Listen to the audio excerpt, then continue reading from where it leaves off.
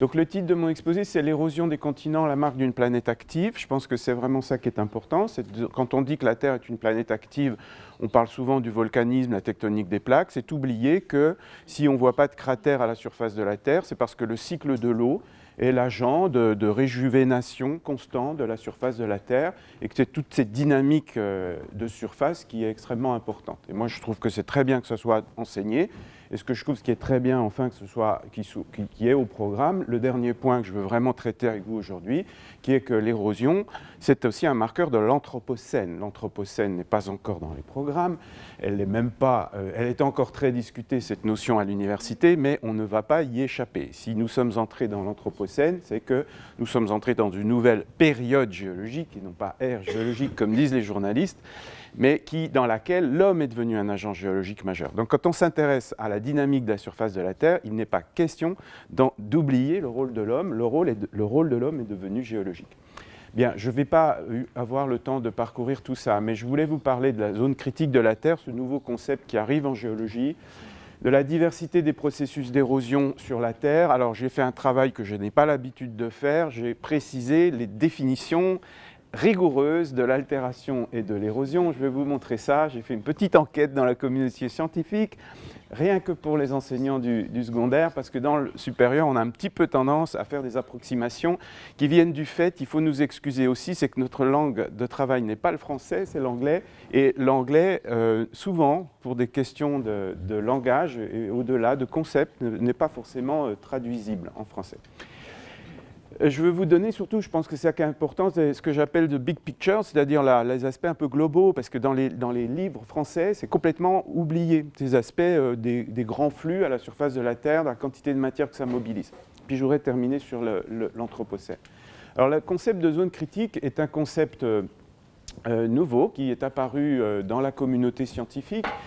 Pourquoi introduire un nouveau terme? C'est un terme qui est introduit par les géologues pour désigner, en gros, cette pellicule à la surface de la Terre qui est à l'interaction entre, on va dire, le cycle de l'eau et la lithosphère, ou la croûte, plus exactement, parce que c'est un concept qui est plutôt terrestre. Ce n'est pas un concept océanique. Ça pourrait l'être, mais ce n'est pas un concept océanique, c'est un concept terrestre.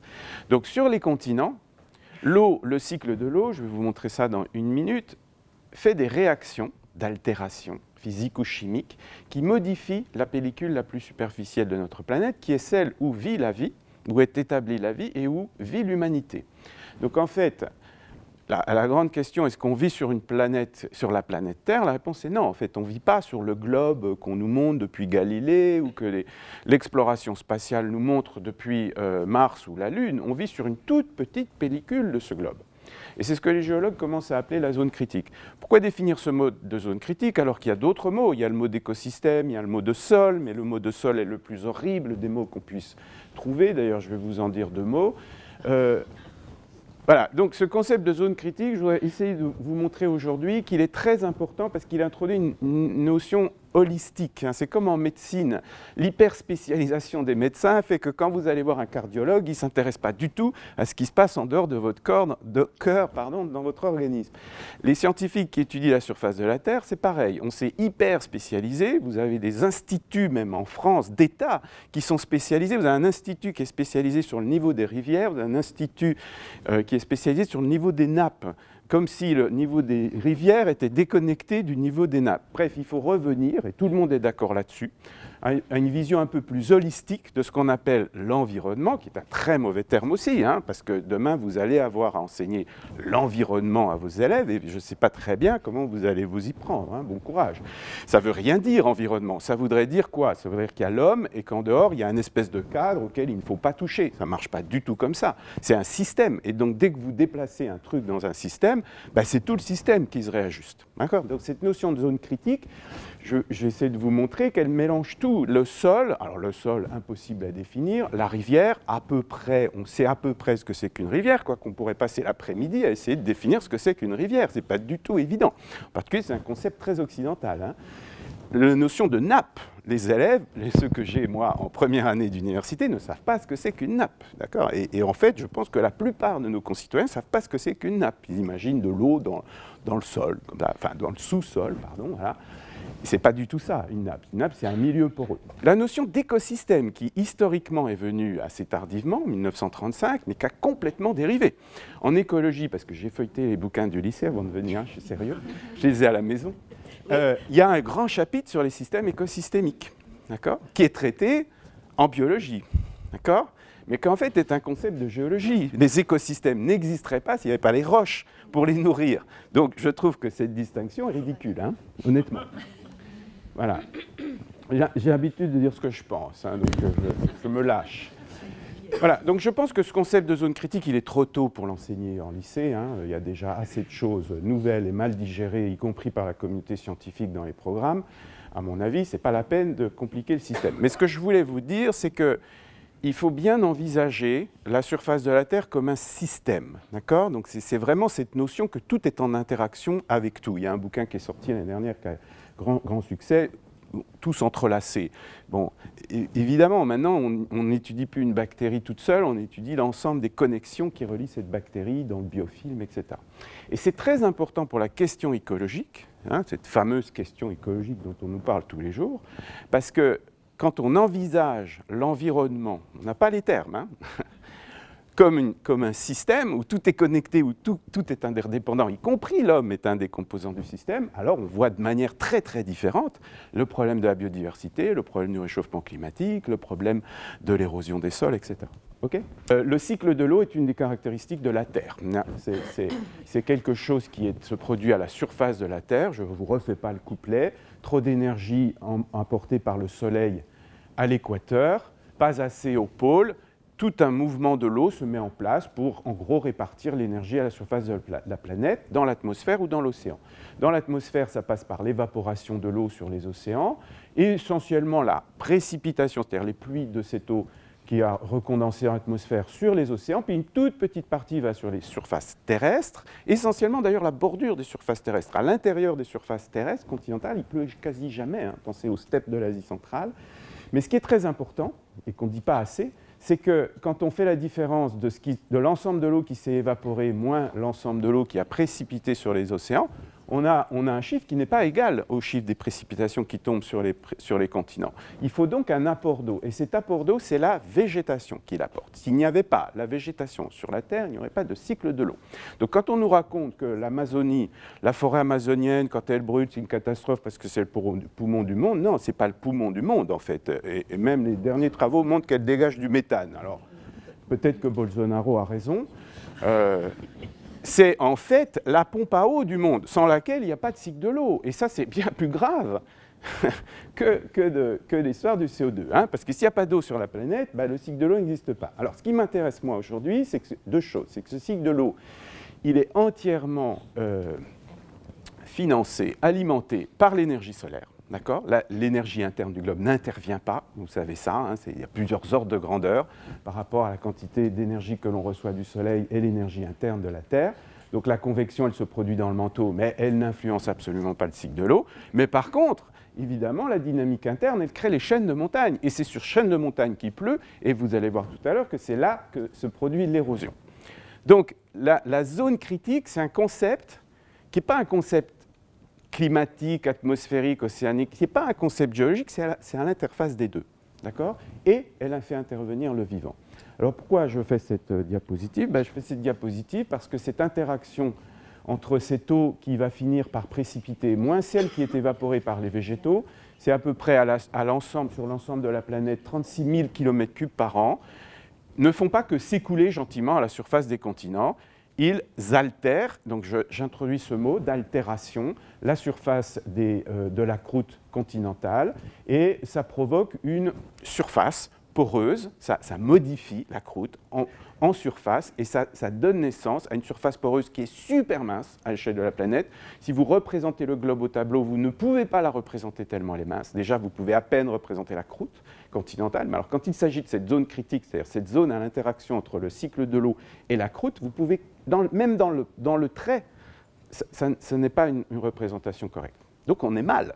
Je veux dire, on vit sur une couche de la planète qu'on n'arrive même pas à représenter dans les représentations classiques, traditionnelles de Galilée, qui viennent de la Renaissance. Hein. C'est un grand changement conceptuel, à mon avis. Alors pourquoi il y a cette zone poreuse qui se produit à la surface de la Terre? C'est justement ça l'altération, c'est la transformation in situ de la croûte continentale par des agents chimiques, par des transformations chimiques ou des transformations mécaniques. Donc 10% de l'eau, je ne vous l'ai peut-être pas dit, mais seulement 10% de l'eau qui a été évaporée par la machine climatique s'écoule à la surface des continents, mais ces 10% provoquent des réactions chimiques importantes et physiques importantes qui modifient considérablement la croûte à sa surface et créent cette zone critique. Je n'ai pas utilisé le mot de sol. En fait, j'ai horreur de ce mot de sol. Mais il est dans vos programmes. Voilà. Et vous avez un mal de chien à savoir ce que c'est, et c'est normal, puisque personne ne sait ce que c'est que le sol. Il y a même un philosophe, Bruno Latour, qui a écrit un bouquin l'année dernière, qui dit aux hommes politiques, il faut atterrir, il faut atterrir sur le sol, d'accord? Parce que l'ensemble des actions politiques sont globales et sont complètement déconnectées du sol. Mais le sol, ce n'est pas le sol qu'on apprend traditionnellement à l'école. Alors moi, j'ai vérifié dans les bouquins de lycée. Et en fait, il y a deux notions de sol qui coexistent. Il y a la notion de l'agronome, la petite pellicule que l'on cultive où on plante ses tomates. Et puis il y a le sol du géologue qui est en fait ma zone critique, si vous m'avez bien compris. Et ce n'est pas du tout la même chose. OK, on reviendra là-dessus. Oups, je vais trop vite. Alors, je ne veux pas vous embêter avec des équations, mais quand même un tout petit peu. Le miracle sur Terre, c'est qu'il y a du CO2 dans l'atmosphère, pas beaucoup, mais il y en a eu beaucoup plus. Il y en avait 96% au début, comme sur la planète Mars ou Vénus. Mais il y a de l'eau liquide. Et ça, c'est la particularité. Sur Vénus, il n'y a pas d'eau liquide. Sur Mars, il n'y a plus d'eau parce qu'elle est photodissociée et elle est partie. Donc la particularité de la Terre, c'est quand même l'association de ces deux malfaiteurs qui produit un acide, qui est l'acide carbonique. Et un acide, comme son nom l'indique, c'est pas bon, ça attaque, ça échange des cations avec les roches. Donc ça, c'est fondamental. Je pense que c'est du niveau probablement du lycée. Bon, voilà. Alors ça, c'est pour les gens plus sérieux. On peut écrire des équations chimiques, mais ce qui est important, c'est que je veux vous montrer ici, ça c'est typiquement un silicate de calcium. Si on veut résumer la croûte continentale, c'est un silicate de calcium, un aluminosilicate de calcium. En réagissant avec les protons que l'acide carbonique a formés, on libère des ions calcium en solution. Ils aiment l'eau, ils sont solubles. L'aluminium, lui, n'aime pas l'eau, il va se constituer dans un résidu solide. En fait, alors voilà comment ça se passe. Il y a beaucoup de bêtises dans les livres là-dessus. L'aluminium, il est mobilisé pendant les réactions d'altération chimique, mais il a une durée de vie en solution qui est super courte parce qu'il est très réactif. Donc dès que l'aluminium est libéré d'un minéral et commence à essayer de nager dans la solution, paf, il est tout de suite reprécipité sous forme d'une argile. Okay, je ne vous l'ai pas dit, mais ça s'appelle la kaolinite, c'est avec ça qu'on fait la porcelaine. C'est une argile. Et s'il y a une argile qui est représentative de la planète Terre, c'est la kaolinite. Il y a de la kaolinite partout, pas seulement sous les tropiques. On fait un trou là dans les coteaux de Marne, on va forcément trouver de la kaolinite. Donc voilà, ça c'est quand même la grande définition de la planète Terre. Et ce qui est important pour moi aujourd'hui, c'est que ma croûte continentale, au contact de ces H+, est modifiée. Il y a une partie de la masse qui part. Ça, c'est fondamental. L'altération chimique va entraîner un départ de la masse. Donc, ça veut dire que si vous partez avec une densité de 2,7, la fameuse densité de la croûte continentale, vous allez finir avec quelque chose qui est plus à une densité de 2,7, qui est éventuellement une densité de 2,1, voire, dans certains endroits du monde, moins de 2,1. Donc, l'altération, c'est la transformation d'un matériel relativement dense en quelque chose qui est moins dense. Physiquement, ça se traduit par l'existence de pores, ça se traduit par la fin de la cohésion physique de la croûte continentale. Donc la zone critique, c'est quoi? Ce n'est pas le sol, ce n'est pas l'eau, ce n'est pas les aquifères, c'est tout. Okay? Et c'est tout ce matériel qui est issu des réactions de transformation entre le cycle de l'eau, qui contient des H+, parce qu'il a dissous du CO2, parce que l'eau a dissous du CO2, et la croûte continentale. Voilà, des images. Alors malheureusement, on n'est pas sous les tropiques, mais comme dans beaucoup d'autres phénomènes sciences de la Terre, les phénomènes sont vraiment intéressants sous les tropiques parce qu'il y a de la température, il y a beaucoup de précipitations, etc. Voici une carrière dans le nord de l'île de la Guadeloupe. Et vous voyez très bien ce concept de zone critique. Vous voyez les roches, vous ne les voyez pas bien, mais ici c'est des andésites au fond de la carrière. Vous avez une grande zone blanchâtre que je ne veux surtout pas appeler le saprolite, parce qu'à mon avis, ce terme est à bannir.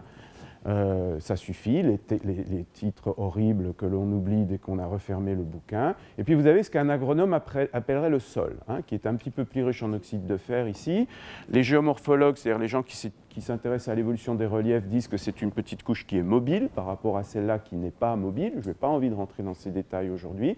Et puis vous avez la végétation. Et en fait, la végétation est dans la zone critique. C'est un des acteurs de la formation de ce système-là. Les nutriments que la végétation puise sont à l'intérieur de cette zone qui a été altérée au sens chimique du terme, qui a perdu de la masse. C'est une région poreuse qui contient de la kaolinite. Voilà. Donc c'est une image de la zone critique. Pédagogiquement, il y a un truc intéressant à montrer, à mon avis. Ça doit pouvoir se trouver, ce genre de cailloux. Moi, j'en ai un au labo, je peux vous en vendre. Ce sera moins cher que les écologiques, c'est promis. Donc, c'est une bombe volcanique prélevée dans un sol de Guadeloupe. Et ce qui est sympa avec cet objet, c'est qu'on sait qu'elle est là depuis longtemps. Et en fait, on peut la dater, puisque si on date l'andésite qui est là, au centre de cette bombe volcanique, bah, c'est bon, on a le temps T0 de cette bombe volcanique. Et vous voyez que l'extérieur de cette bombe volcanique, qui n'a pas été érodée, qui n'a pas été abrasée, résulte, elle est d'une matière qui est complètement différente de l'intérieur. Hein. Donc ici, vous avez une andésite, et puis ici, si on faisait une analyse chimique, en particulier, on montrerait que l'aluminium qui était à 18% à l'intérieur est devenu 30%, d'accord ? Il s'est enrichi en relatif, et que le calcium, par exemple, qui avait à 7% à l'intérieur de l'andésite, est tombé à 0,5%. Donc cette zone, en fait, ici, zone altérée, résulte de la transformation de la roche, ici, de l'andésite, par les agents d'altération, par le cycle de l'eau. D'accord ? Donc c'est une espèce de mini-zone critique. Et finalement, cette bombe volcanique, pour moi, elle est assez représentative de ce qu'est la Terre, en fait. Dans son ensemble, la Terre, c'est une planète rocheuse, c'est un silicate de magnésium dans l'ensemble, calcium à la surface, et à la périphérie, due à l'action du cycle de l'eau, donc due à l'action du Soleil, il y a une transformation de la croûte dans quelque chose d'autre qui est plus poreux, qui est plus enrichi en aluminium. Hein. Attention, il n'y a pas un gain d'aluminium, hein, c'est le départ des éléments mobiles qui enrichit en relatif l'aluminium. Hein. C'est pas un enrichissement absolu, hein, d'accord ? Une notion pas forcément facile, à mon avis, à faire comprendre à des élèves, parce que c'est la définition de la concentration. Quand on mesure une concentration, on rapporte à une masse. Et si la masse change, la concentration change. Hein. C'est comme si vous imaginez, je ne sais pas, une société où il y a 50% de riches, 50% de pauvres. Si vous faites partir les riches, concentrez la quantité de pauvres. D'accord ? C'est à peu près la même chose qui se passe ici. Certains rêvent de ça, d'ailleurs. Voilà, où sont les éléments qui sont partis de la roche ? Et ça, c'est facile à faire, à mon avis, avec des élèves. Eh bien, ils sont dans les rivières, dans les eaux de sol, dans les rivières qui se constituent. Voici l'analyse d'une rivière à l'île de la Réunion. Alors, il faut prendre une rivière qui draine des roches magmatiques, volcaniques ou plutoniques, parce que si vous prenez des roches calcaires, vous êtes un petit peu embêté avec le raisonnement que je vais faire. Quand vous regardez la composition chimique d'une rivière qui draine des basaltes, ici à la Réunion, c'est la rivière Langevin, bon, bah, vous retrouvez le sodium, le potassium, le calcium, le magnésium, c'est ceux qui sont sur les petites étiquettes des eaux minérales. Hein.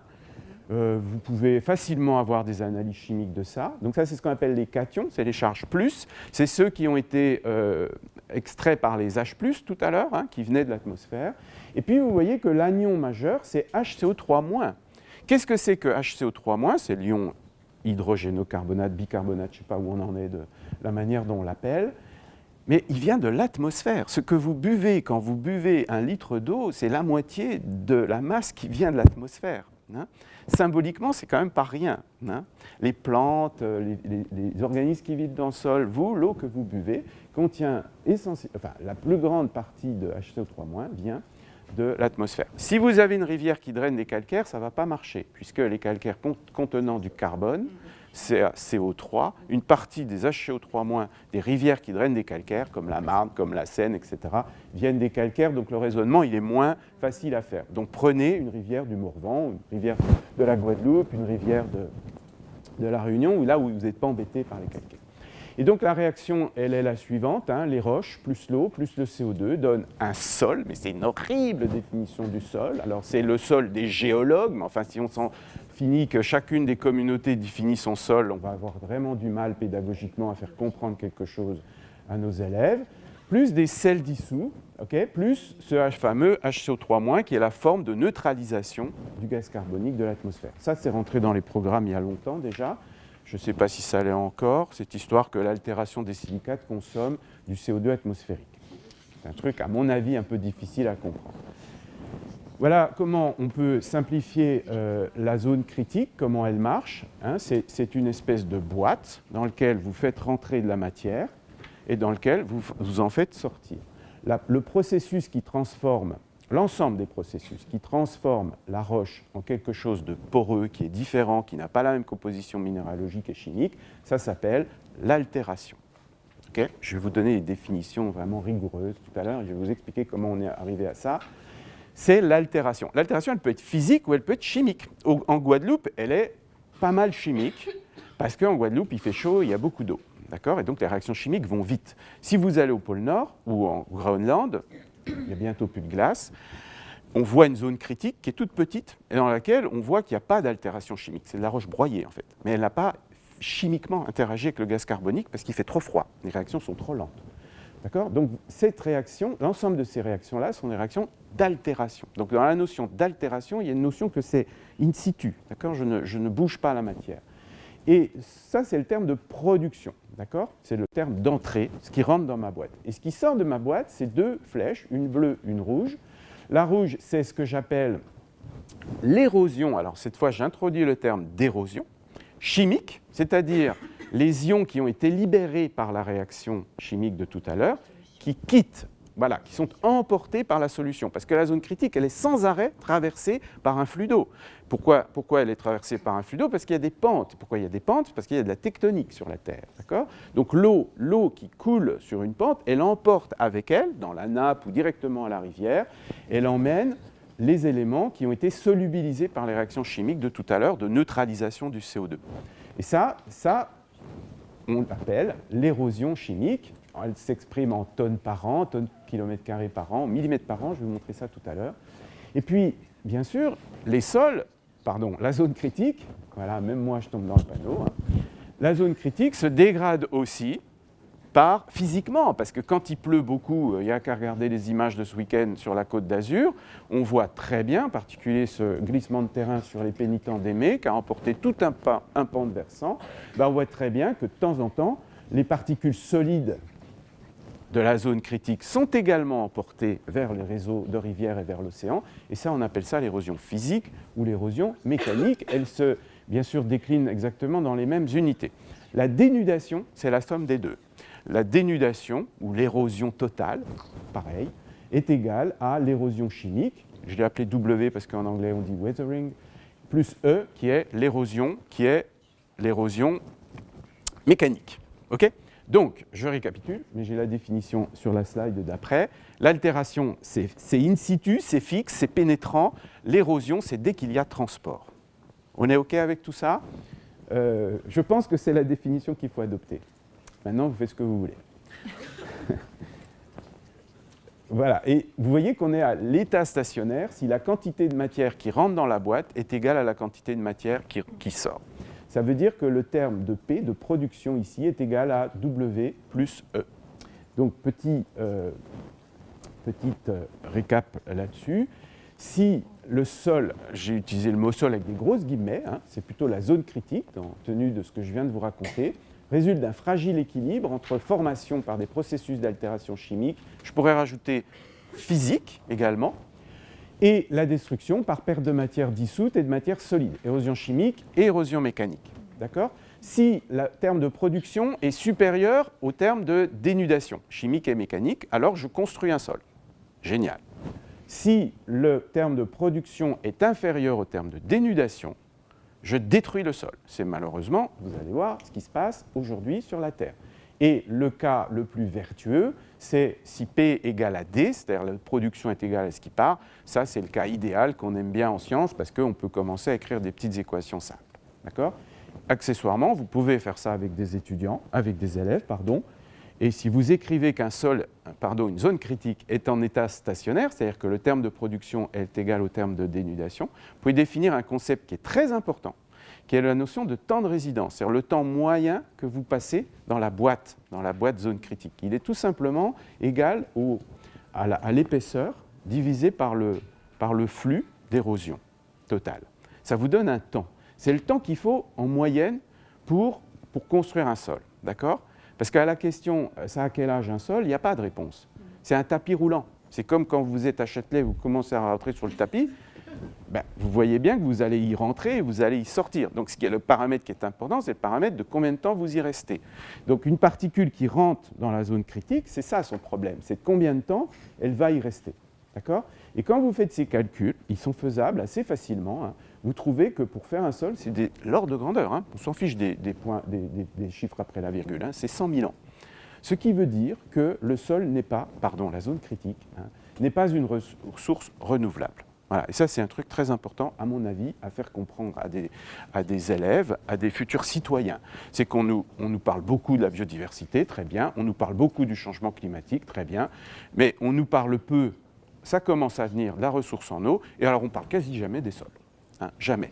C'est un truc, les sols, on a l'impression que c'est là, que c'est donné, que ça se forme de manière assez simple et rapide. Ce n'est pas vrai du tout. Et l'humanité va devoir faire attention à ces sols. Vous allez voir tout à l'heure une diapositive prise tout près d'ici pour vous montrer la catastrophe dans laquelle on est actuellement. Voilà. Donc, voici les définitions. Je vous explique comment j'ai fait.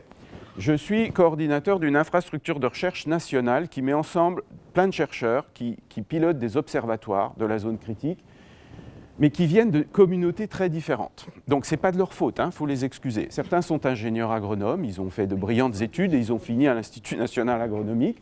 D'autres, comme moi, sont des universitaires, des chercheurs qui essentiellement travaillent en anglais et qui donc ont ce problème de langage permanent qui les rend fous. D'autres sont des ingénieurs opérationnels sur le terrain, etc. J'ai fait un sondage, tout simplement. J'ai fait Framadette.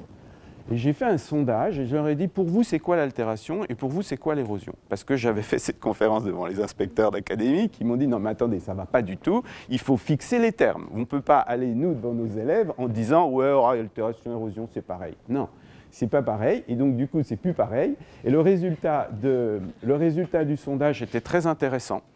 Il y a des communautés, par exemple les géologues, pensent que, mais ce n'est pas la définition qu'on a adoptée, on a des problèmes avec les géologues, que l'altération c'est chimique et que l'érosion c'est mécanique. Non, ce n'est pas ça. Le consensus, mais qui en fait était écrit déjà dans des vieux bouquins des années 50, c'est que l'altération c'est l'ensemble de deux processus, la fragmentation mécanique d'une roche sans transformation chimique ou minéralogique, ou sa transformation avec modification de sa composition chimique et minéralogique. C'est ce que je vous ai montré tout à l'heure. Ça, c'est l'altération chimique et l'altération mécanique. D'accord ? L'érosion désigne des processus de transfert latéraux. Alors, en fait, si on commence à fouiller, toujours des petits problèmes, parce que les pédologues adorent la formation des horizons dans le sol. Vous avez sans doute subi ça, parce que c'est vraiment un supplice, l'histoire des horizons dans les sols, que personne ne comprend d'ailleurs. Je peux vous rassurer, même vous ne comprenez pas, même moi non plus. Et c'est des mouvements verticaux de matière, d'accord ? Et donc il y a un mouvement. Et en fait, pour un pédologue, la pédogénèse, c'est typiquement de l'altération. Mais or là, ils sont pris en flagrant délit de mouvements qui sont verticaux. Alors on peut s'en sortir en disant, c'est des mouvements latéraux, c'est-à-dire que ça part, ça part à la mer. Donc il ne faut pas trop fouiller, mais en gros, il me semble que ça marche. On verra à l'usure. Alors, j'ai une bonne nouvelle aujourd'hui, le 4/12/2019, c'est-à-dire aujourd'hui, on a mis en ligne avec un collègue pédologue, je pense que c'est le premier article sur les sols coécrit par un géologue et un pédologue, un petit article sur le site planétaire qui explicite tout ça. Il y a les figures principales que je montre aujourd'hui. Si ça vous intéresse, vous pouvez aller le regarder. Voilà, donc, je l'ai déjà dit, attention, on a tendance, et les bouquins le font, en fait, j'ai un petit peu vérifié, à tout mélanger, ces termes d'érosion et d'altération. Je vous conseille de vous en tenir aux définitions que je viens de vous donner, c'est à mon avis beaucoup plus simple. Alors, la notion de sol est horriblement clivante. Je vous en ai déjà dit un petit couplet. Elle est très vite limitée, d'accord? Donc, je ne sais pas. Je n'ai pas de conseil à vous donner et on est tous mal, en fait, parce qu'on ne sait pas de quoi on parle quand on parle de la zone qui est habitée sur cette planète par l'humanité. C'est quand même embêtant, hein. En 2019, d'être confronté à un problème écologique de l'Anthropocène comme jamais on en a connu et de ne pas savoir de quoi on parle. Non, mais c'est une vérité, hein. Réfléchissez à ça. Alors, bien sûr, on peut continuer à parler de sol, et vous allez faire comme on fait tous, c'est-à-dire vous allez dire le sol des géologues. Le sol du géologue, il commence à 0 et il va dans l'Amazonie jusqu'à moins 100 mètres. Pour toucher la roche granitique non altérée en Amazonie, il faut forer 100 mètres. Mais un pédologue, il va vous dire, mais attendez, c'est pas ça le sol. Alors, ok, c'est ce qui est cultivable. Bon, voilà où on en est. Alors, le concept de zone critique est plus fédérateur, mais enfin, de grâce, ne l'enseignez pas. Voilà comment ça se passe, la zone critique. C'est un ensemble de réservoirs qui sont connectés entre eux. Hein, l'écosystème, alors l'écosystème au sens moderne du terme, parce que ce n'était pas la notion historique d'écosystème, hein, c'est la végétation, et on apprend dans le chapitre sur les services écosystémiques que éventuellement les racines vont chercher des nutriments dans le sol, mais on ne vous dit surtout pas que ces nutriments, ils viennent d'où? Ben, ils viennent des roches. La source ultime de phosphore aux écosystèmes des biologistes, c'est le phosphore. C'est les roches, pardon. C'est l'altération de l'apatite même. C'est même pas tous les minéraux, c'est un minéral, l'apatite. L'humanité vit sur un stock d'apatite qui est fini, d'ailleurs, hein, et qui est libéré ici par les réactions d'altération chimique que je vous ai montrées. C'est compliqué, il y a de l'eau, donc un hydrologue, parce qu'il y a des hydrologues dans mon infrastructure. Les hydrologues, pour eux, ils ne savent pas ce que c'est qu'une roche, hein, et je ne mens pas. Un hydrologue s'intéresse au mouvement de l'eau dans la zone critique, à la prédiction des inondations, comme dans le sud, et d'ailleurs vous voyez qu'on n'est super pas bon, d'accord? Pourquoi on n'est super pas bon? C'est parce qu'on n'a pas d'approche intégrée de l'objet. C'est comme le médecin qui vous dit « Ah, vous avez mal au petit doigt ?» Ah ben d'accord, alors on va faire une radio du petit doigt. Mais si ça se trouve, c'est un problème bien plus systémique que ça, mais le médecin, il va vous dire « Ah, moi, je ne suis pas spécialiste de la tête, alors je ne peux pas vous dire, etc. » Donc on est à peu près dans ce même genre de problème, je caricature à peine, hein. Vous voyez ici l'ensemble des disciplines qui peuvent s'intéresser à la zone critique. Les hydrologues, les climatologues s'intéressent à la zone critique, bien entendu. Dans les modèles de climat, il y a des modèles d'écosystèmes. Mais croyez-moi ou pas, dans les modèles de climat qui nous annoncent qu'en 2050, etc., il y a 3 types de sols à l'échelle globale. Des sols fins, des sols limoneux, des sols grossiers. Des argiles, des limons, voilà, c'est ça. Quand un pédologue voit ça, il dit « Mais c'est pas possible, on ne peut pas décrire la Terre, le monde, les surfaces terrestres par 3 types de sols. » Oui, mais c'est comme ça que ça marche, parce que sinon on ne sait pas faire mathématiquement. C'est trop compliqué numériquement, il n'y a aucun ordinateur qui est capable de le faire. Donc voilà où on en est sur cet objet qui va devenir l'objet important du siècle prochain, c'est évident, puisque c'est là qu'on vit, hein. Il n'y a pas besoin de s'occuper du manteau, il n'y a pas besoin de s'occuper de la planète Mars, à la limite, hein. Il faut s'occuper de ça. Le problème de l'eau potable va être un problème de plus en plus important. Le problème de la formation et de la destruction des sols a commencé dans pas mal d'endroits à être très important. Le problème des écosystèmes avec la perte de biodiversité, c'est aussi bien sûr important, parce que cette biodiversité, pour moi qui suis géochimiste, ce qui m'embête dans la perte de la biodiversité, ce n'est pas la disparition des espèces, hein, mais c'est ce qu'elles font dans le fonctionnement global de cette zone critique. D'accord ? Parce que si vous enlevez l'espèce clé qui est responsable de toutes ces réactions que je viens de vous décrire, bah vous tuez complètement le système, hein. Voilà, une petite image de zone critique. La zone critique, ça ne paye pas de mine, mais c'est très important pour la planète. Elle est, cette pauvre zone critique, à la frontière entre 2 mondes qui ne s'aiment pas. Pourtant, vous êtes des enseignants de SVT, sciences de la vie et de la terre. Robin est parti, mais une des grandes questions qu'on avait eues quand on a créé la prépa CAPES à Paris 7, c'était « Mais pourquoi les sciences de la terre et les sciences de la vie sont-elles ensemble ?» Et c'est une question qui n'est pas enseignée ensemble. Et c'est une question qui n'est pas, à mon avis, triviale. Et on pourrait réfléchir un jour à mettre la biologie en dehors. D'accord ? Parce que les biologistes s'intéressent aux organismes. Ils ne s'intéressent pas au fonctionnement global des systèmes, hein.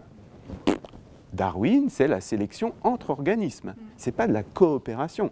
Or, dans la zone critique, c'est probablement plus des mécanismes de coopération qui font que le système évolue globalement dans le temps, hein. Mais bref, je ne veux pas vous embêter avec tout ça. C'est juste pour vous dire qu'on tombe dans un vide, comment je dirais, cognitif, qui est liée au fait que la zone critique, il faut qu'elle soit à la fois étudiée du point de vue des géosciences et à la fois du point de vue des biosciences. C'est très occidental. Dans certaines cultures, il n'y a pas cette distinction. Et moi, je travaille beaucoup avec, par exemple, des Chinois ou des Russes. Dans la culture russe, il n'y avait pas cette séparation entre l'écologie et la géologie. C'est-à-dire que quand vous faites de la géologie, vous faites forcément de l'écologie. Aujourd'hui, vous faites de la géologie parce que vous n'aimez pas l'écologie. Ben ouais, et là, c'est comme ça. Bon, je vais aller un petit peu vite. Voilà. Donc, comment fabriquer une planète habitable ? Bon, ça, c'était dans les anciens programmes. C'est l'idée que le CO2 est consommé par l'altération des silicates, que je fais du calcaire dans l'océan et que globalement, c'est ce qui s'est produit sur l'histoire géologique de la planète pour que le CO2 qui était atmosphérique finisse dans les calcaires. Okay ? Et effectivement, si on dissout tous les calcaires de la planète, on obtient 96%, 17% de CO2 dans l'atmosphère de la Terre, qui est à peu près celle qu'elle connaissait à l'origine. Donc les calcaires, c'est la forme de survie. Et moi, j'aime bien appeler ça la réaction de la zone critique, parce que s'il n'y avait pas la zone critique, c'est-à-dire s'il n'y avait pas ces réactions d'altération chimique dans les sols, entre guillemets, on n'en serait pas là. D'accord ? Donc on oublie trop, quand on considère cette image magnifique, la planète miracle, enfin il y a tout un truc là-dessus, on oublie trop que le processus de départ est très important. Il se produit dans des sols qui ne payent pas de mine, qui sont moches, qui sont boueux, mais c'est là que se produisent les mécanismes qui font que ce processus de purification du CO2 de l'atmosphère a été possible. Alors, bon, ça ne vous intéressera pas forcément, mais étudier la zone critique, c'est un cauchemar, parce que vous avez des processus physiques, des processus chimiques, des processus biologiques, et on est complètement désarmé du point de vue intellectuel pour traiter ce genre de problème. Un autre problème de la zone critique, ça vous pouvez très bien comprendre, c'est que, et qui est un problème pour l'humanité, c'est qu'en fait, la dissolution des minéraux, ça c'est le résultat d'études expérimentales, c'est le temps qu'il faut pour dissoudre un cristal d'un minéral à 25 degrés. Un cristal, une sphère d'un cristal de 1 mm de diamètre à 25 degrés à pH 5. Calcaire, on peut le faire dans la salle, ça prend quelques heures. Un quartz, il faut 10 puissance 8 ans. D'accord ? C'est pour ça que les plages sont constituées de quartz, c'est que le quartz, il est quasi immortel. Il y a pire encore, il y a les zircons. Donc on a à traiter de problèmes quand on s'intéresse à la formation d'un sol, qui sont que il y a de l'eau qui circule très rapidement dans les sols. Dès qu'il pleut, il y a de l'eau qui passe à travers le sol. Mais la réactivité des minéraux, d'accord, la vitesse à laquelle ils sont capables de réagir est très variable. Et ça pose des gros problèmes numériques. Au jour d'aujourd'hui, on sait prédire le climat qui fera en 2050, on ne sait pas prédire la formation d'un sol. Et c'est pour ça qu'on ne sait pas prédire les réactions de dénitrification qui se produisent dans les sols, etc. On est très en retard sur l'étude des surfaces continentales par rapport à l'étude du climat, par exemple, à la modélisation climatique. Bien. Dans ce concept de zone critique, c'est que dans le mot critique, il y a le mot, attention, il faut s'en occuper, d'accord ? Et dans mon travail de tous les jours, je suis extrêmement impressionné du nombre de philosophes ou de chercheurs en sciences sociales qui s'intéressent à ce que je fais. Je suis l'objet de leur étude. Et moi, j'étudie la zone critique, parce que ce qui les intéresse, c'est ce mot critique, justement. Et ils trouvent qu'effectivement, on ne s'est pas intéressé assez à cette zone, qui est finalement la zone sur laquelle on vit. Elle est en parfait... on peut considérer qu'elle était en parfait équilibre, d'accord, mais l'homme l'a déséquilibrée. Alors juste historiquement, ça c'est intéressant quand même, c'est, à mon avis, ce concept de zone critique, il est important dans ce que j'appelle la réconciliation des sciences. Vernadsky, qui est un Russe, qui a été complètement oublié, a écrit un bouquin en français où il définit la biosphère, mais pas dans le sens moderne du terme. Le terme de biosphère qu'avait défini Vernadsky, c'est la couche de la planète qui est modifiée par l'apport d'énergie solaire capturée par les êtres vivants. C'est très beau comme définition. Et quand vous définissez la biosphère comme ça, mais vous n'avez plus l'homme et la nature, vous n'avez plus le problème de la biodiversité, vous n'avez plus le problème que l'homme c'est un méchant, il prend l'avion, il pollue la planète, etc. Vous êtes dans un système et l'homme fait partie de ce système, donc oui, l'homme perturbe la planète, comme les cyanobactéries à l'Archéen ont perturbé la planète et ont introduit de l'oxygène dans l'atmosphère. Okay, où l'invention de la coquille au Cambrien a complètement changé la teneur en CO2 de l'atmosphère. Donc il faut relire Vernadsky si ça vous intéresse, parce que c'est vraiment très intéressant. Et aujourd'hui, on a régressé par rapport à ce concept intégré de biosphère. Aujourd'hui, la biosphère, c'est comme ça que c'est défini, j'ai vérifié, c'est l'ensemble des êtres vivants. Mais non, c'est une définition horriblement plate. C'est une définition mécanique et qui n'a aucun intérêt. La notion d'écosystème a été définie par Tansley, et quand vous regardez en 1935 ce que disait ce brave homme, il disait, attention, l'écosystème, ce n'est pas que les êtres vivants, c'est les êtres non vivants aussi. Par exemple, je vous pose la question, une termitière, c'est vivant ou c'est pas vivant ? Ben, vous n'allez pas avoir la réponse, il n'y a pas de réponse. C'est fait par des vivants, mais ce n'est pas vivant. Mais s'il n'y avait pas les vivants, ça n'existerait pas une termitière. Et on pense même maintenant, dans la communauté des gens qui font de l'altération, que les argiles sont fabriquées par des êtres vivants. Donc en fait, toute la zone critique est probablement fabriquée par des êtres vivants. On ne les connaît pas, on n'arrive pas à les cultiver, on ne les a pas encore identifiés, etc. Mais on voit très bien là que cette distinction d'un vivant et d'un pas vivant, qui est un grand classique de la biologie depuis qu'elle a défini la cellule, ne tient pas. Hein, donc ce n'est pas que la notion de sol qui est à revoir, c'est aussi la notion de vivant. On est mal. Hein. Et donc il y a cette grande théorie qui est intéressante, qui est en train de revenir à la mode. Je ne sais pas ce que vous savez de cette théorie, ça serait intéressant de le regarder. C'est la théorie de Gaïa, qui est née par Lovelock. Lovelock est toujours vivant, on a fêté ses 100 ans l'année dernière. Alors il est un peu gâteux, le monsieur, maintenant, mais l'idée de Gaïa, alors, il y a eu beaucoup de choses décrites sur Gaïa, y compris des choses pas très catholiques, c'est le cas de le dire. Gaïa, c'est l'idée que l'ensemble des êtres vivants de la planète sont connectés et se débrouillent pour faire en sorte, pour maintenir les conditions nécessaires à leur survie. D'accord ? C'est une espèce d'hypothèse d'homéostasie à l'échelle planétaire. Hein. Les scientifiques n'aiment pas ce terme de Gaïa, parce que Gaïa, c'est une princesse grecque, une déesse grecque qui mangeait ses enfants, elle est méchante comme tout, alors que Gaïa, en fait, dont nous sommes, bien sûr, nous sommes partie prenante de Gaïa, c'est au contraire un espèce de système qui n'est pas piloté, hein.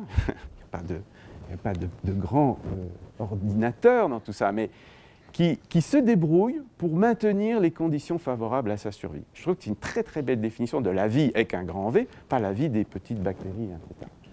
Voilà, et cette théorie revient à la mode, et en particulier Latour est très féru de Gaïa, il essaye d'expliquer aux hommes politiques que Gaïa, c'est quelque chose d'important pour prendre des décisions politiques. On n'est pas sorti de l'auberge. Hein. Voilà, donc ça c'est tout ce que je vous ai dit. Je vais passer là-dessus, mais je voudrais quand même vous montrer qu'on peut essayer d'être un peu quantitatif et on peut faire des choses avec des élèves. Alors comment estimer l'érosion ? Il y a plein de moyens différents. Vous n'avez pas accès à tous ces moyens différents. La télédétection éventuellement, mais c'est compliqué, ça oblige à faire des manipulations sur des ordinateurs qui sont à mon avis un peu complexes. Il y a des logiciels qui vous permettent de reconstituer des volumes qui ont été érodés, d'accord ? Des volumes manquants. Par exemple, vous prenez le volcan de La Réunion, il y a les grands cirques à La Réunion, vous pouvez en gros avec des logiciels reconstituer le volume qui a été érodé. Si vous connaissez le temps, parce que vous êtes capable de dater les coulées, alors vous savez, vous estimez un taux d'érosion. D'accord ? On peut utiliser les isotopes cosmogéniques, mais ça c'est encore plus compliqué. Ce que font les agronomes qui étudient l'érosion des sols, leur sol à eux, c'est qu'ils mettent des petites parcelles d'1 mètre carré avec une petite gouttière à la sortie, et quand il pleut, ils mesurent la quantité de particules qui sort de la petite parcelle de 1 mètre carré. Voilà, c'est comme ça qu'on estime chez les agronomes l'érosion, d'accord, la perte de terre par les sols. Et puis, moi, ce que je vous conseille d'utiliser, c'est d'utiliser les rivières et les fleuves pour estimer ces flux à l'échelle d'un bassin versant.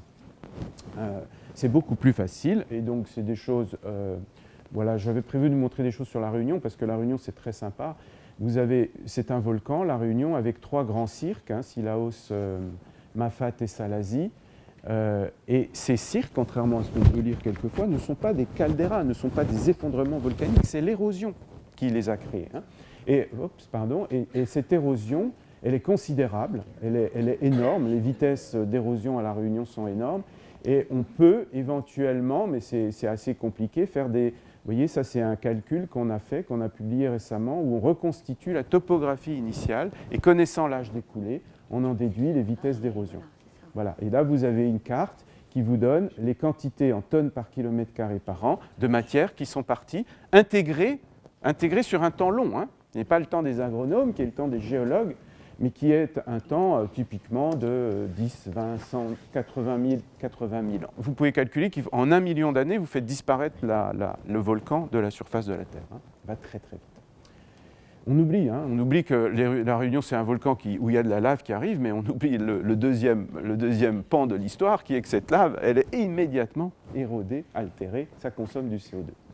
Alors, il y a une façon, la notion de bassin versant est très pratique. Hein. Vous prenez une surface cartographique. Le bassin versant, c'est l'ensemble des points où une goutte d'eau va finir ici à l'exutoire. Hein. Je ne vais pas représenter l'exutoire, mais l'exutoire, c'est le point ici où un hydrologue va installer une station de jaugeage et être capable de mesurer des débits, c'est-à-dire la quantité d'eau qui passe par an. D'accord ? Et vous avez des bases de données dans lesquelles vous pouvez aller, je vais vous les donner tout de suite, où vous trouvez tous les débits des grands fleuves français, en fait. Hein. Tous les débits du Rhône, le débit de l'Isère, tout ça est connu. Si vous connaissez la concentration en matière solide, par exemple, ou en substance dissoute, ben vous êtes capable d'estimer des vitesses d'érosion mécanique ou des vitesses d'érosion chimique. C'est des calculs qui sont très simples à faire.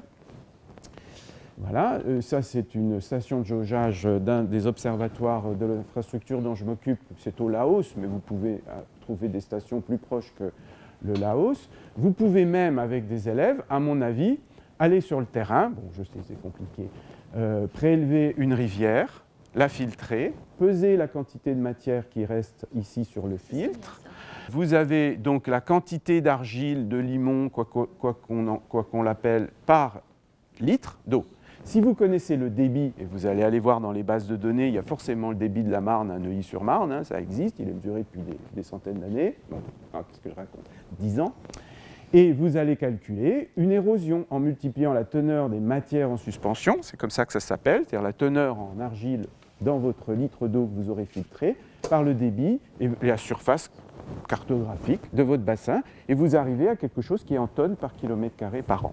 Donc vous avez juste besoin d'un petit appareil de filtration, vous pouvez acheter ça en fin d'année, une balance de précision, parce que vous n'allez pas commencer à filtrer 10 litres, hein, parce que là sinon vous n'en sortirez pas, et d'accéder à une rivière. Enfin, il y en a. Voilà. Une fois que vous avez fait ça, alors ça c'est beaucoup plus difficile, ça c'est le transport en suspension. Mais il y a une partie du transport qui est fait ce qu'on appelle la saltation ou la traction, qui est à la base impossible à définir. Donc vous l'oubliez, mais enfin à mesurer. C'est très difficile, c'est très compliqué, vous pouvez acheter ce genre de truc, mais enfin c'est dangereux, vous allez perdre des élèves, enfin, et vous allez avoir des ennuis. Pour l'érosion chimique, une fois que vous avez filtré, vous gardez l'eau ici et vous pouvez mesurer par exemple la conductivité électrique. La conductivité électrique vous donne une indication, hein, c'est l'aptitude de la solution à conduire le courant, de l'ensemble des ions qui sont présents. Si vous avez accès à un système d'analyse, c'est encore mieux, hein, vous pouvez carrément calculer la proportion de calcium, de sodium, etc. Et vous pouvez raffiner les choses. Mais en premier ordre, la conductivité vous donne une idée de la quantité de matière dissoute qui est passée à cet endroit-là et vous permet d'estimer l'érosion chimique. Il y a des bases de données sur lesquelles toutes ces données existent déjà pour les grands fleuves, donc si vous ne voulez pas faire de manip, elles existent. Voici, je les ai données sur le site Planète Terre. Pour quelques grands fleuves de la planète, en fait c'est les plus grands fleuves, l'érosion chimique en tonnes par kilomètre carré par an, l'érosion mécanique, la somme des deux, le rapport de l'érosion mécanique sur l'érosion chimique, hein, ça veut dire comment la zone critique se dégrade, est-ce qu'elle se dégrade plutôt physiquement ou est-ce qu'elle se dégrade plutôt chimiquement. Et vous voyez que d'ailleurs sur la Terre, à part des cas très particuliers, c'est essentiellement sous la forme mécanique que la Terre se dégrade. Donc ça, vous pouvez faire ça avec des élèves, hein, à mon avis. Ces petits calculs sont assez faciles. Il vous suffit de connaître le débit de l'Amazone, la quantité de matière en suspension qu'il y a dans l'Amazone, la charge dissoute des ions qu'il y a dans l'Amazone, et vous pouvez faire ce genre de calcul. Voici une carte qui mérite d'être connue, hein, c'est la carte mondiale de l'érosion physique. Elle est dans aucun livre, hein, dans aucun livre. Bon. C'est là où vous faites des sédiments, là où le transfert de matière physique des continents aux océans se produit. Hein. C'est comme en économie, tout se passe là. Plus un petit peu ici parce qu'il y a l'Amazone. Et cette petite base de données qui est disponible maintenant sur le site Planète Terre vous permet de faire ça. Elle vous permet de construire une échelle de l'érosion physique, ici en tonnes par kilomètre carré par an, ici en millimètres par 1000 ans. Je vais vous dire comment on passe de ça à ça, c'est très simple. Où vous avez en bleu la flèche bleue de tout à l'heure, hein, l'érosion physique et l'érosion chimique. Vous voyez que l'érosion chimique n'est jamais dominante, d'accord, et que c'est toujours, enfin, sauf dans ces fleuves-là très particuliers, et que c'est toujours l'érosion physique qui dominent sur Terre. Alors, bien sûr, hein, l'Aube, le Zaïre, le Léna, le Yenisseï, le Parana, le Saint-Laurent, qui sont soit d'ailleurs des fleuves de climat chaud comme de climat froid, ont des taux d'érosion qui sont très faibles, aussi bien chimiques que physiques. Et quand l'érosion physique est très faible, bah, effectivement, elle est du même ordre de grandeur que l'érosion chimique. Alors, pour passer au millimètre par an, je l'explique sur le site planétaire, il suffit de diviser par la densité, en fait, hein, parce que quand vous avez des tonnes par kilomètre carré par an, vous avez une masse. Si vous connaissez la densité, vous remontez à un volume. Le volume, c'est la hauteur multipliée par la surface. D'accord ? Donc, en fait, c'est beaucoup plus parlant, je pense, avec des élèves, de dire l'érosion, elle est de 100 tonnes par kilomètre carré par an, ça fait une belle jambe à tout le monde. Mais par contre, si on dit qu'avec une densité de 2,7, qui est la densité de la croûte continentale, eh ben c'est, je ne sais pas, 20 mm par 1000 ans, c'est beaucoup plus parlant. D'accord ?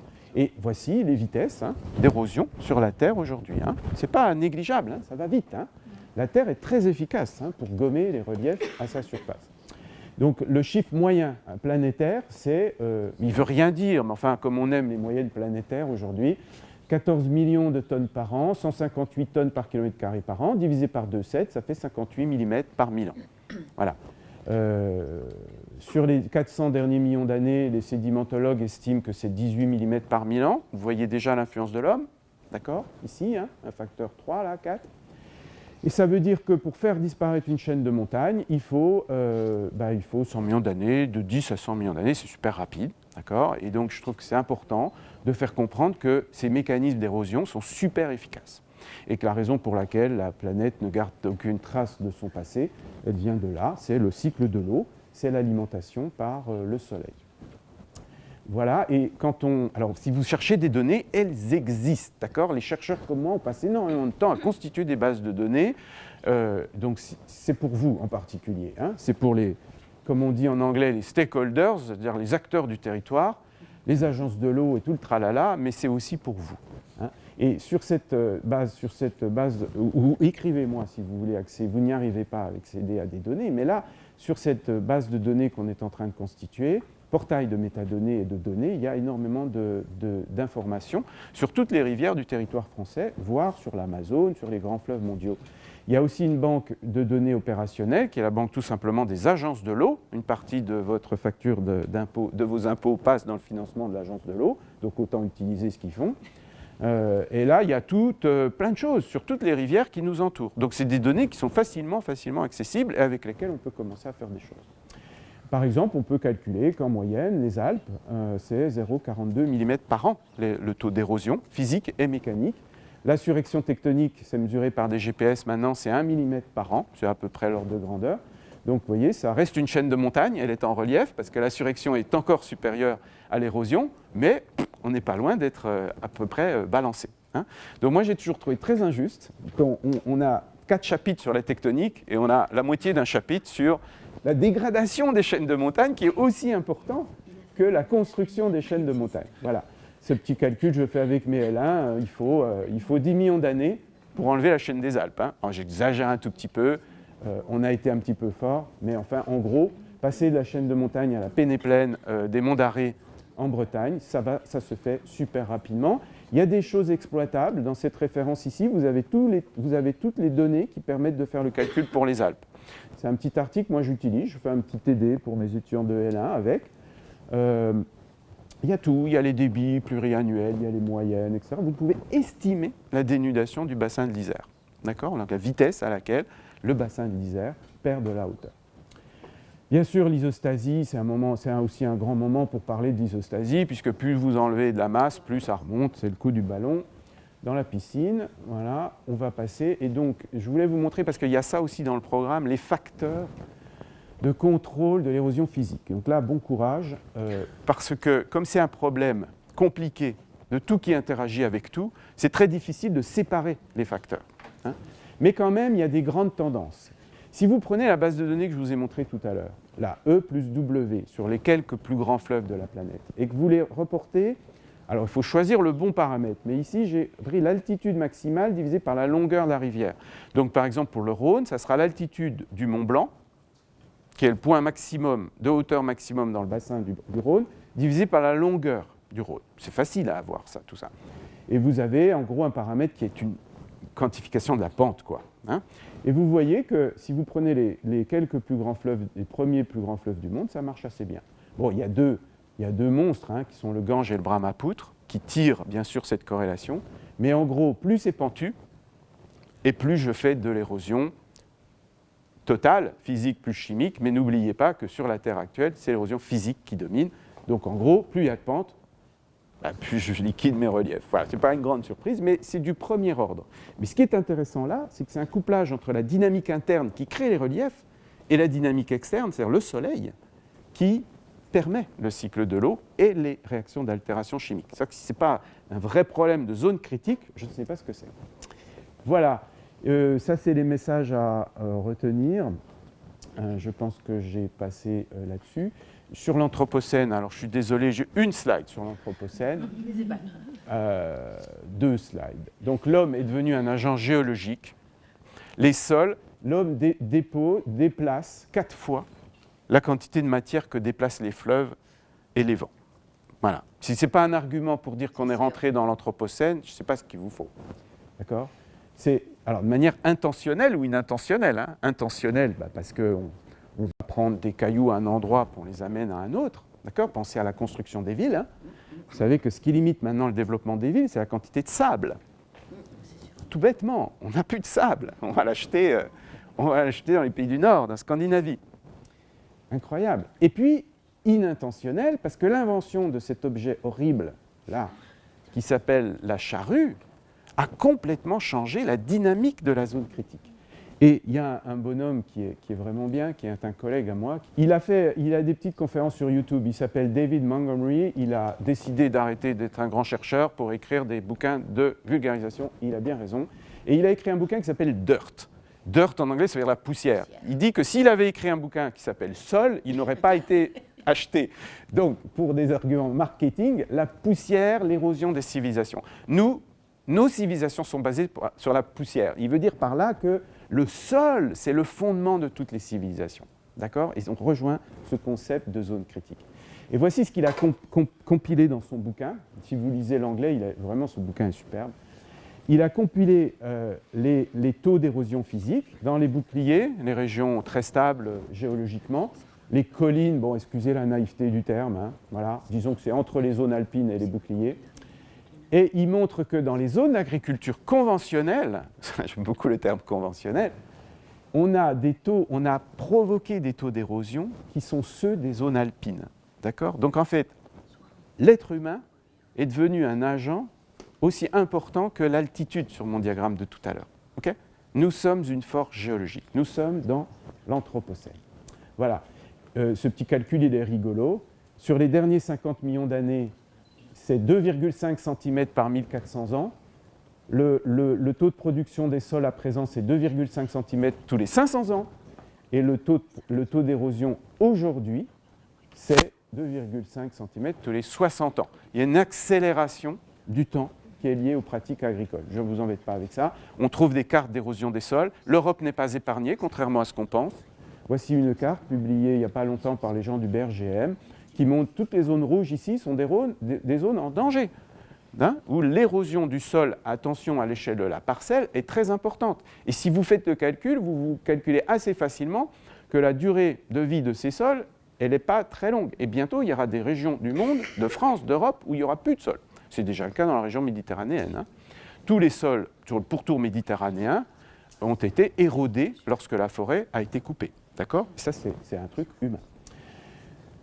Voilà, donc Chateaubriand l'avait bien compris, hein, les forêts précèdent les peuples, les déserts les suivent, il faut faire attention au sol, il faut envisager l'érosion comme un processus connecté aux autres processus, ça c'est vraiment important de faire comprendre ça. Il y a le point de vue géologique, il y a le point de vue agronomique, qui ne sont pas antinomiques, il faut juste les rendre compatibles. Il y a cet horrible problème qui, moi, m'empêche de dormir, hein, qui est qu'il n'y a même pas de mots sur l'objet d'étude. Hein, c'est terrible. C'est une recherche qui est très active et je voulais vous faire passer le message qu'il y a beaucoup de données disponibles. Hein. Ne dites pas qu'il n'y a pas de données, il n'y a pas de choses à faire. Ce n'est pas vrai. Et c'est un très beau problème anthropocénique, socio-écologique. Ce n'est pas qu'un problème de géologue, ce n'est pas qu'un problème d'écologue, ce n'est pas qu'un problème de société, c'est un problème wicked, on dit en anglais, c'est-à-dire c'est le bordel, quoi. Hein. Tout ça, c'est connecté. Et comme nous sommes à Noisy-le-Grand et que j'habite à Noisy-le-Grand, j'ai quand même réussi à publier un petit papier dans l'IB il y a quelques années avec mon collègue Nicolas Arnaud. Je sors de chez moi le matin et je vois ça. Hein, alors il se trouve que j'ai une maison à côté là, et moi j'ai un jardin et je fais pousser des tomates, etc. Vous voyez, ça c'est au début et ça c'est à la fin. Il y a un camion qui est venu, qui a enlevé le sol, alors pour le coup là c'est le sol agronomique. Il a foutu dans un camion, le camion est parti. Et ça part où? Ça part dans les grandes décharges qui sont autour de Paris, il y en a partout. Nous n'avons aucun respect. Aucun respect. Donc on fait des mains et des pieds parce qu'une cathédrale du Moyen-Âge brûle et que c'est une catastrophe nationale, mais ça, ce n'est pas considéré comme une catastrophe nationale. Or, il a fallu bien plus de temps pour faire le petit mètre de sol sur lequel on peut cultiver nos salades que de faire Notre-Dame de Paris. Voilà. Mais j'ai rien contre Notre-Dame de Paris. Mais voilà, il faut que notre société change et ça passe par votre action. Hein, parce qu'il faut prendre le problème à la base. Voilà, merci.